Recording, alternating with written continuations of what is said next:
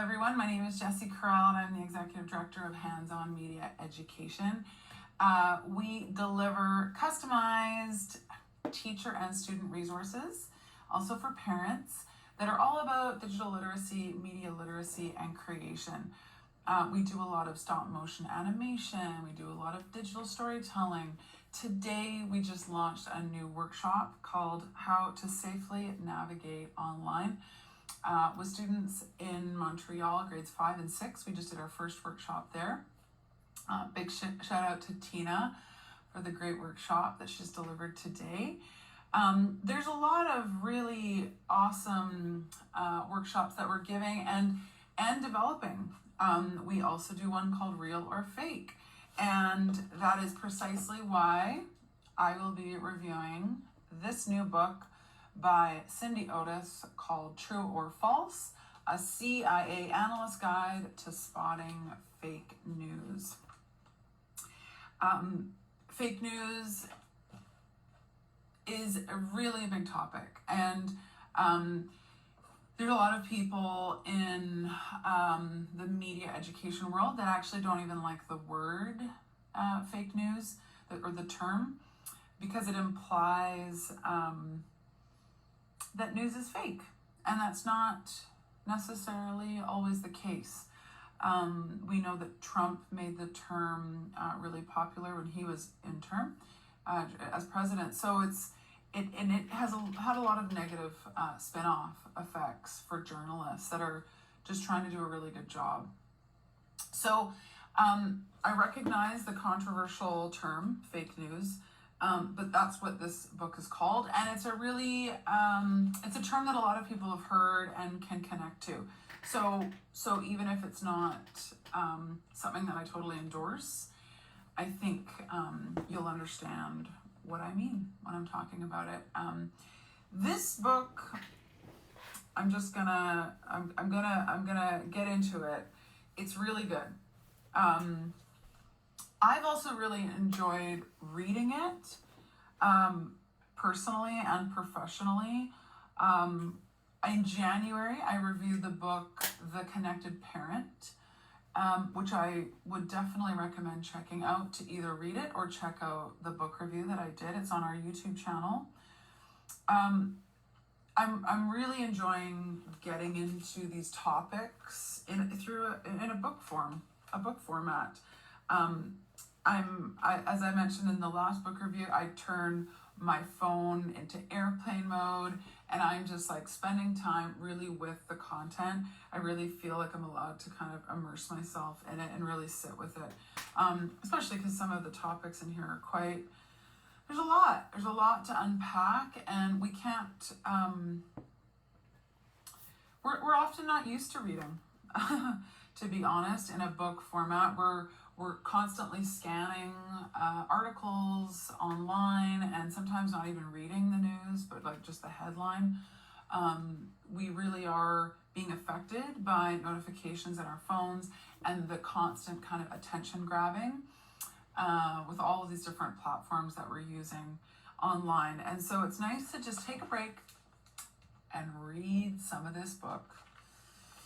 So, I'm going to give you a little background on Cindy Otis. So she's American. She's a tech executive and an internationally recognized expert on disinformation, threat analysis, and counter messaging. Prior to joining the private sector in 2017, she served in the CIA as a military analyst, intelligence briefer, and a manager in the Directorate of Intelligence. She is the author of this book, and she is also writing a book called At the Speed of Lies, which is a young adult novel about what happens when a conspiracy theory takes over an upstate New York high school and the teen Instagrammer who's caught in the crosshairs. So I'm really excited to read that. You can follow her on Twitter at CindyOtis_. I was recommended this book by a colleague, Michael McNally at the University of Alberta, and I got it at the library, right? Again, like The Connected Parent. Love the library. Cindy is also a wheelchair user and passionate about disability rights. She frequently advises major disability rights organizations, which is awesome. Again, so let's get into it. So this book has two different parts. The first is the history of fake news, and the second is how we fight back. So it's about 50-50, honestly. The history of fake news is really interesting. She's got an insert for each chapter. There are many chapters in that first part. So 13 chapters. There's a few different sections. The first is fake news has been around a lot longer than you think. Section 2, yellow journalism, propaganda, and disinformation. Oh my. And the third is drowning in fake news. So that's the history of fake news. And then we get into the how we fight back. So a lot of more practical tips on how we really analyze the news that we're consuming and how to evaluate if it's fake or not. And there's 7 chapters in this section, this second section. So overall, I really liked it. I really thought it was easy to read and written in an accessible language that anyone could engage with. Again, in the first part, you have a lot of really interesting kind of case studies around the history of fake news and specific examples. There's one in 1938. There was a fake, for example, radio broadcast in New York saying there was an alien invasion. And it was actually like a theater piece written by Orson Welles, who you may have heard of. And people believed it. They believed that an alien invasion was happening. People were running into the streets. One woman was almost about to commit suicide. And if you didn't hear the beginning of the broadcast and hear that it was fake, if you just came into the middle of it, you wouldn't know that it was totally scripted and theatrical. So it gives kind of examples like that throughout in various different ways. And then again, yeah, these exercises in part 2 are really interesting. And it kind of, she's teaching you different tips on how to evaluate news, and then gives you an exercise. How do you evaluate this? And then she gives you an answer key. Like, did you do it right or not? So like super practical, very practical. For example, she has different kind of websites, different online, I don't know if you can see that, but like a tweet about a hurricane, right? So she's asking you, is this real or not? And what are some ways that you can check? So I'm gonna, oh, hi Instagram, sorry. I'll go through some of that. So super interesting. I definitely recommend it. 2 for 2. The Connected Parent was also amazing. This one's also really, really good. And like fake news, to be honest, I feel like it has the potential to be a pretty dry read. It's a bummer topic, like no one wants to really know more about it, I guess. And, and in a way, in that it's like, we've heard so much about it, but we've kind of been bombarded with the term. And I feel like it would have been almost expected to write a book that was a bit dry and a bit doom and gloom. And that's really not the tone of this book. It really is kind of more fun and more light and more short and sweet. Not like drowning you in details, giving kind of these like poppy punches. Oh, hey Ruby. Some poppy punches, and then getting you right into giving you real tools. So let's get into it. So the first chapter is on Jack the Ripper. It's called Jack the Ripper, and it's it really gets into an early example of how there was a mass murderer and journalists didn't know who it was. And they realized that the more kind of sensational the news coverage was, the more kind of extreme or dramatic, even if it wasn't true, sold the most newspapers. So what do you think happened? A lot of fake accusations came out suspecting a Jewish man, for example, and this led to real anti-Semitism. Like this is a sad and really scary reality of fake news, and she gives plenty throughout this first part about how people, without evaluating the news, they'll read it and then it turns into action. Often people that are in minority groups are the targets as well, which is really unfortunate. People are looking for someone to blame. They're looking for a scapegoat. They don't like the uncertainty of who could this be? It could be your neighbor. It could be, my brother. Who knows? If we can just point to someone, even if it's not the right person, that makes me feel more relieved in some kind of sick way. Because people have really faced the consequences of it. So talks about Jack the Ripper. Then they get into different Marie Antoinette and the French monarchy, printing pamphlets and trying to convince different, the communities of which side of the royal family to be on. She basically just illustrates that since the beginning of the printed press, people have used this media for their own purposes. And that's fine if you're writing a novel, but the problem is when you're writing nonfiction and you're trying to kind of pretend like you are selling the truth, and people are buying it, right? People are literally consuming it without considering the validity of it.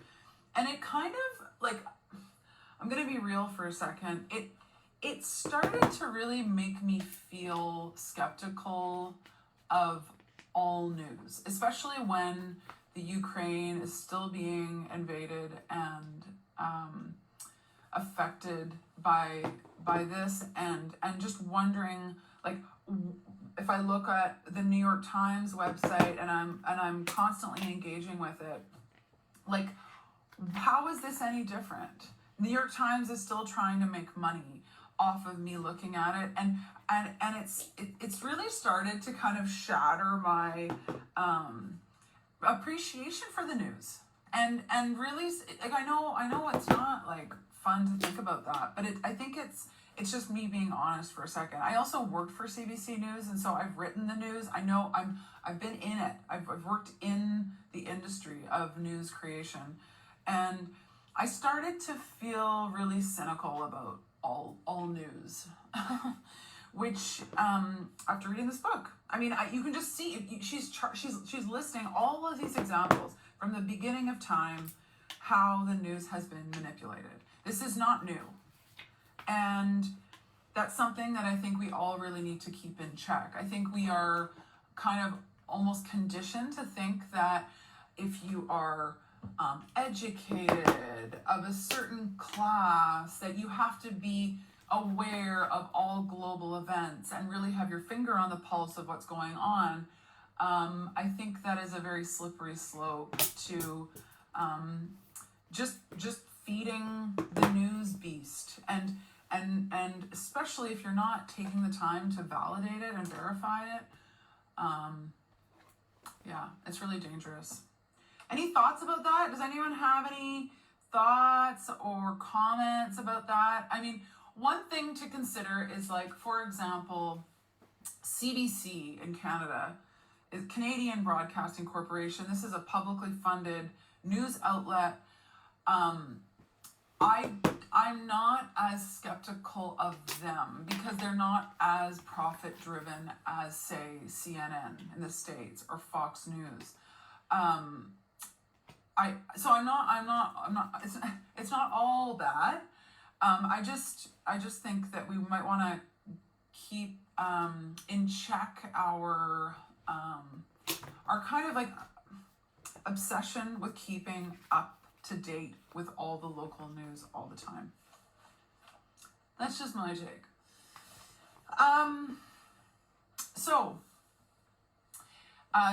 Looking at, she goes, chapter 4 is fake news and America's founders, right? Looking at how the first early politicians in the States were also using the news for their own agenda. It gets into fake news takes on science. And section 2 gets really into yellow journalism, which is the first kind of term around fake news. Propaganda and misinformation. So there's some examples when the 2 New York newspapers were basically trying to stir up support for the war between Cuba and Spain. And this is, I don't need to list every example that she's giving, but it's just really interesting. And I was interested to learn that in 1920, newspapers in the States started to have fact checkers on staff. So that's just cool. I like that. Chapter 7 is fake news at war, and looking at how Hitler used the media extensively for propaganda. He hired Goebbels as the Minister of Public Enlightenment and Propaganda. So not even pretending like it wasn't. And using fake news to play on existing beliefs. So really ramping up people's, maybe they were suspicious of Jewish people, and now this news is just ramping it up. They use the radio a lot for promoting it, and radio is seen as more authoritative, which is kind of interesting. And it actually is making me think of if radio is more authoritative and more kind of real, I guess, in a sense, compared to the written word. We're going to get into this later, but pictures and videos are also seen to be real evidence of news, when in fact those can be manipulated as well. Okay, so I'm going to get to a really cool quote by Orson Welles. So chapter 8 is called When Racist Conspiracies Become Fake News. And on page 93, Orson Welles has this amazing quote. So if you remember the alien invasion radio broadcast in 1938 in New York, Orson Welles is speaking to that in 1955. He's speaking to that broadcast. And he says, "We weren't as innocent as we meant to be when we did the Martian broadcast," he said. "We were fed up with the way in which everything that came over this new magic box, the radio, was being swallowed. So in a way, our broadcast was an assault on the credibility of that machine. We wanted people to understand that they shouldn't take any opinion pre-digested, and they shouldn't swallow everything that came through the tap, whether it was radio or not." Okay, now as a media literacy nerd, the analogy of consuming something without chewing it is brilliant and is so perfect for teaching children about this, as well as adults. Swallowing whole media without chewing is just like believing anything that you read online. And that is super dangerous. It would make you sick if you if you swallowed without chewing, and it's going to make your mind and maybe your whole life sick if you're believing all of this fake news. Loved it. Has anyone heard that? Has anyone heard that quote? I was just so into it, and I am going to be talking about that for a long time. It's brilliant. It's so simple. It's so easy to understand. The digesting, like the chewing of the media content takes work, right? That's the thing. People are so lazy, like fundamentally lazy, that they don't really want to, but we have to. There is no choice. We really need to. Okay, so chapter 9 is about smoking and how all of this research was coming up that smoking was not good for you in the 50s. And then all these other, publications, of course, sponsored by smoking companies, cigarette companies, were publishing content saying the opposite. And basically, they made this kind of example. Like, they found that non-smokers were happy to read the publication saying that smoking was bad for you, but smokers did not want to read that, right? And we're going to get into that a little bit, into cognitive dissonance. But people don't like reading stuff that they don't agree with, or it doesn't align with their values. They actually, their brain shuts off. They do not engage with it, ignore it, pretend it doesn't exist. In the 1980s, the US and Russia were in a fake news intelligence battle, and Russia was spreading media about the US starting AIDS. And they used influencers to spread this information, like scientists and authors. So Russia has been at the fake news misinformation game for a very long time. And that was before the internet. Okay, now section 3 is drowning in fake news, and this is about going digital. So obviously things have changed astronomically, and the internet economy is greatly benefiting from fake news because lies spread faster than truth. It is just a fact, and it's a bummer. It's a bummer. Okay. So for fake news pushers, the internet is allowing them to reach more people at the same time, right? Anonymously. Like, the reach has just, it's crazy. But she lists a few different fact-checking websites. So Snopes.com, that's a good place to start. Poynter Institute, Poyntr, Politicat.com, factcheck.org, hoax-slayer.com. These are just some fact-checking websites. We're going to get more into the actual nitty-gritty of fake news analysis in a second. So then chapter 12 is fake news goes viral. Fake news is playing on people's emotions and fears. That is the goal. They want you to be, shocked or disgusted or angry, and then share it. That's the idea. They want you to be so heated about what you're experiencing that you share it. That is the goal. She points out that Facebook started in 2004, YouTube started in 2005, Twitter 2006, WhatsApp 2009, Instagram 2010, and they all have the same kind of problem. Russia used a lot of the social media to spread blame on Ukraine in 2014, saying that Ukraine shot down this Malaysia flight, MH17, and Russia was using bots, right, which are automated algorithms to like, share, retweet, or comment. And it's not actually people. It's just these bot farms they have. It's crazy. What world are we living in? This is insane. Chapter 13, fake news takes over elections. Obviously, we've heard about how Russia has interfered with the 2020 US election. There's also examples of fake news around the Clintons being involved in Pizzagate and the sex trafficking ring. There is obviously an incentive in having fake news shared and the connection with ad revenue, right?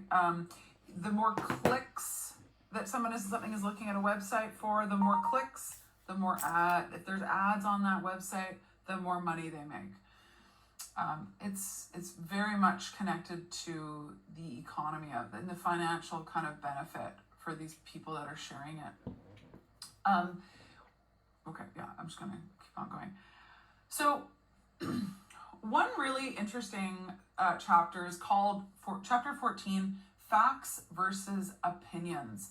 So a fact is a statement that can be proven, and an opinion is something that you believe, feel, or think that cannot be proven.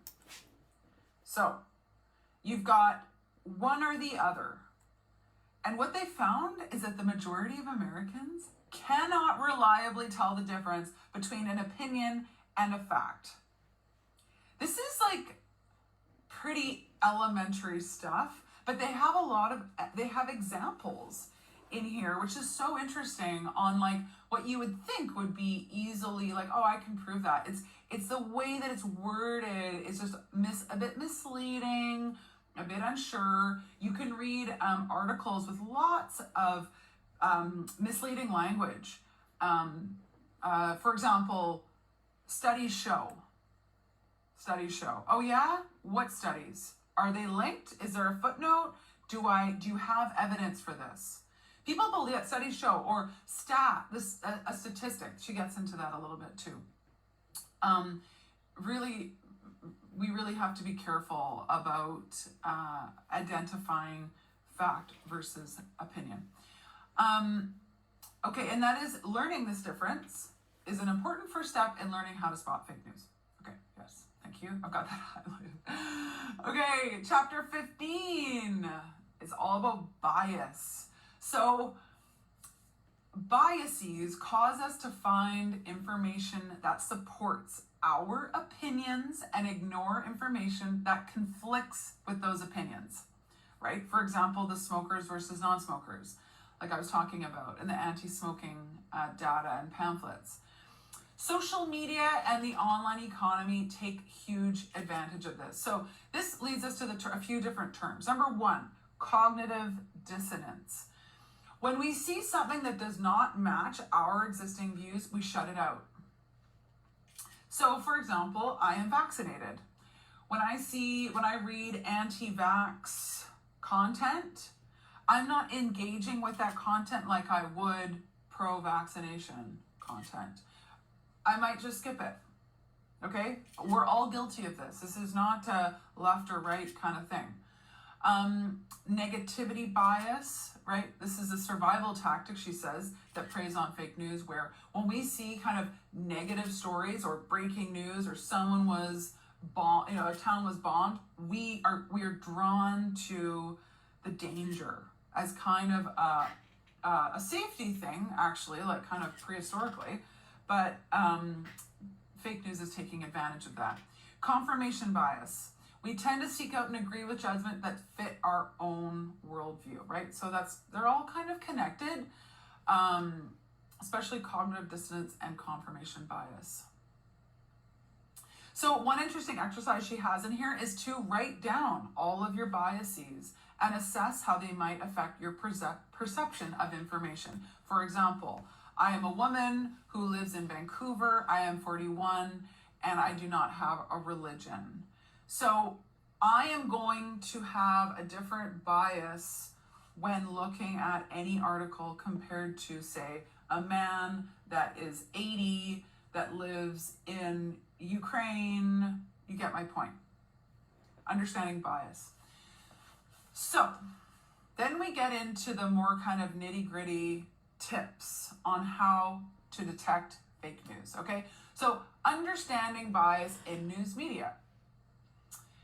Objective news coverage versus intentional media bias. So here are some tips on understanding bias.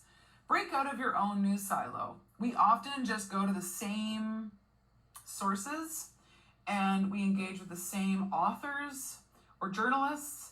Take a look around, see what else is out there. Be wary of news reports. If it says this is a news report,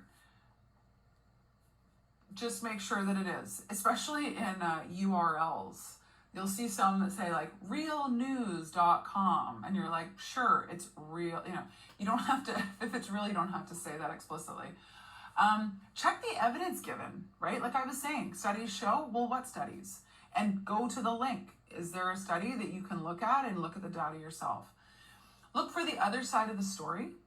Be skeptical of government-run media outlets. Russian media outlets, RT is, that's one of them. What's the other one called? Sputnik is another one. Very, it's just government propaganda, so very concerning. Watch out for loaded terms in the news. For example, illegal alien. That's just an example of it. Okay, how to spot fake news articles.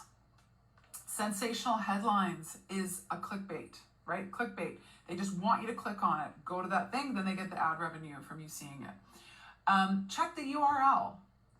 That she has some tips on, you know, if it's a .com, it's usually going to be a business.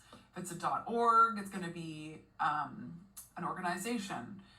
One thing that I think is like a bit of a outdated part of that is that I know when I have created websites, I can now choose any domain ending that I want. I could put .dog or .house or .fun. So that's not totally reliable, but it might give you a tip.